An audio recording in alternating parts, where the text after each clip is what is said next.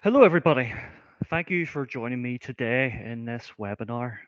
To start things off, I would like to take a moment to introduce myself. My name is Jordan McDonald, and I lead the data science practice at Analytics Engines. In this role, I shape our strategy and oversee the successful execution of our clients' projects. And Analytics Engines as a whole serves as a trusted partner for our forward-thinking client organizations, helping them unlock value from their data. We possess comprehensive expertise across the entire data technology landscape, including, of course, artificial intelligence. In recent times, we have built a proven track record in leveraging large language models, which will be the focal point of today's presentation. Large language models are undeniably impressive technology, but it is critical to seek harmony between the promise they show and the generation of practical value. And the path you must take to forge this connection is full of danger. It requires technical expertise and a compelling sense of why to justify use of the technology. And when this connection is missing, the aspiration to use large language models devolves into a metaphorical bowl of alphabet soup, a swirling vortex of meaningless noise. But with the superglue of value as the central theme, I want to explore three topics. I want to explore the tsunami-sized wave of enthusiasm for the technology, then hop into a time machine and consider how we got to this position and use the past to inform the present. And finally, we will wrap our discussion around a case study, a demonstrator for the value that large language models can bring. But first, let's zoom out. Let's examine the relationship between generative AI and traditional AI. Traditional AI is typically associated with the finite assignment of an outcome. This could be a category or a value. Generative AI, on the other hand, is associated with the act of creation and its ability to reason with complex information. And it's these capabilities that have been generating headlines now for quite some time. Prominent minds are feeding the flames of hype, and this is fantastic. I applaud advocacy of emerging technologies, but this is a double-edged sword. It also makes it more difficult to manage expectations realistically with clients and sometimes even our own colleagues. Additionally, there are challenges, particularly around the areas of governance and security. And this is at the heart of a cautious journey for large enterprises, particularly over the last year. Furthermore, copyright battles are emerging, and this is something that I expect will only escalate as we proceed throughout 2024. These are all fascinating topics, but the journey to this point is equally fascinating. Large language models have a history more extensive than many realize. In the 2010s, we had the emergence of algorithms like word2vec. These algorithms had the ability to encode semantic understanding at the level of a word. And this allowed for some really fascinating properties.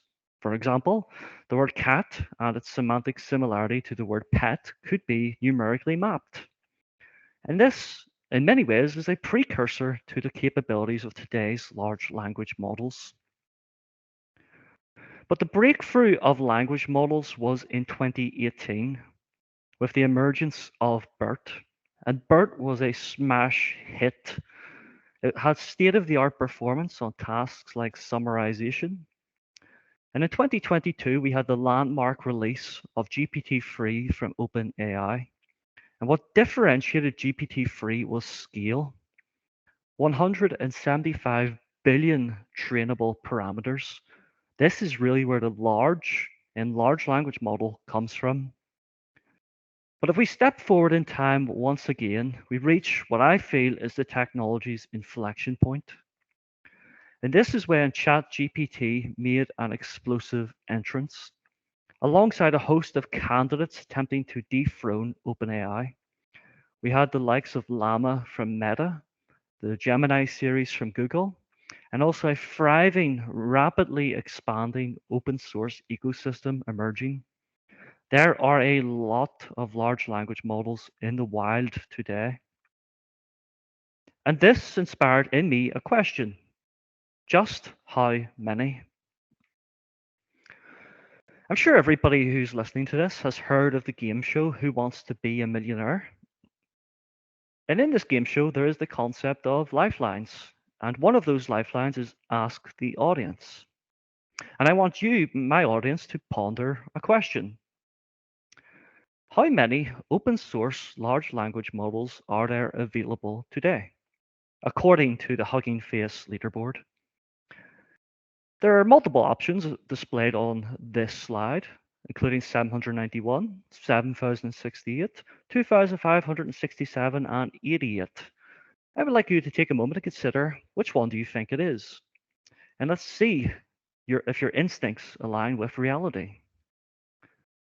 The answer is actually B. And for me, this is an astounding number. And this is only going to accelerate in 2024, breaking into the tens of thousands. It is clear that large language models are flourishing and exploding in both volume and sophistication. But how do we get the best out of them?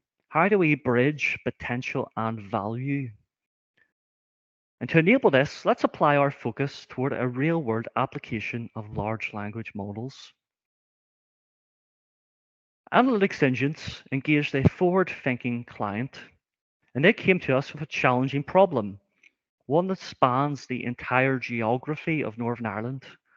We had to map, pun intended, all commercial addresses in Northern Ireland into two categories: active, aka is the property showing commercial activity, or inactive is the property not showing commercial activity. And it includes premises just like this one. I'm sure many here have visited this establishment for a head of caffeine. This is clearly an active commercial address, but usually it's not this obvious. Let's zoom across the country. Alongside vibrant urban businesses, we need to categorize premises in rural locations as well. From the small village shops selling the day-to-day essentials to the large isolated factories that are deep in the countryside. There are numerous nuanced scenarios that a technology solution needs to accommodate. So, the question is, how did we solve this problem? With a flash of inspiration, we immediately saw the potential of large language models to meet this challenge. We envisioned two strands to the solution: the large language model itself and contemporary web-derived evidence. I'm sure your sense of intrigue is spiked, so let's break down our solution. Naturally, our solution starts with an input, in this case, an address. A programmatic Google search was then performed. This allowed the formation of a large body of unstructured text evidence. And using GPT-4 plus advanced prompt engineering techniques, such as tree of thought, we began to rationalize with the evidence. And then finally, we assigned an outcome to the address. Was it active or inactive? And this is a collage of fascinating ideas, but what did it really look like? For you today, I have crafted a simple demo application, and I'm going to be joined by my co-presenter. In this case, it's going to be Jordan, me from the past, and I will historically enter an address. A sequences of steps will then occur. This includes the gathering of the evidence from the web, passing that evidence into the large language model, and then eventually we'll get back a series of results for this given address. In this results, it includes not just the outcome that commercial activity is present, it includes a natural language rationale for the outcome, As well on the right, a set of citations, essentially links from the web that act as the evidence and the backing rationale for the decision.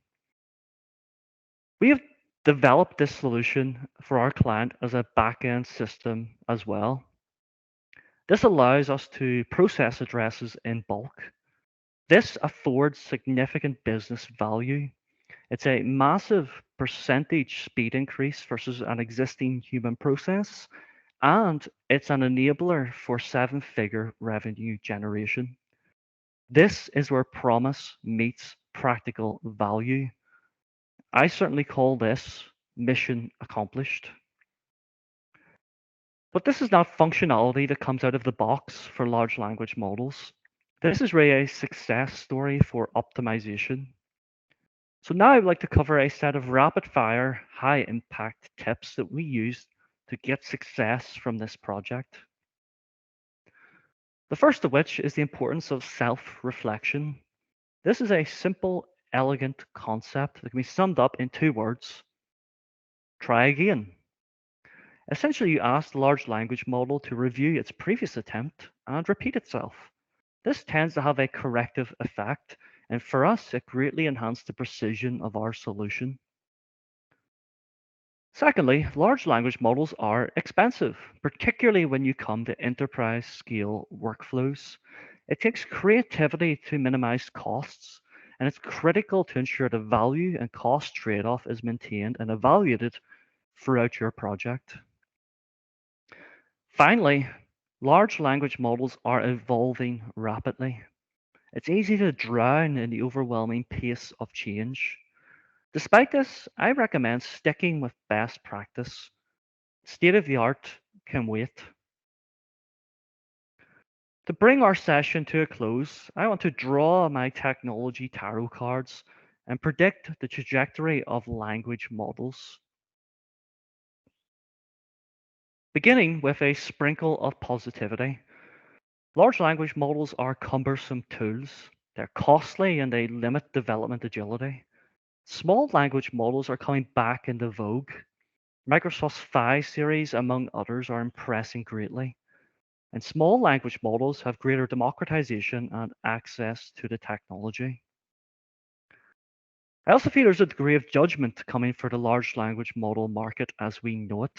There are legal challenges and firm regulation on the horizon. This will limit rampant use of copyrighted material that is present in some of the best models. And finally, deaf. The large language model gold rush will consume laggard adopters of the technology. It's undeniable they bring competitive advantage that cannot be understated. So, today we have explored the undeniable potential of large language models. Through wielding both technical expertise and having a deep understanding of the why, it is possible to transform large language models from impressive feats of engineering into transformative tools. This can benefit both businesses and, of course, our wider society. Thank you for listening and attending this webinar.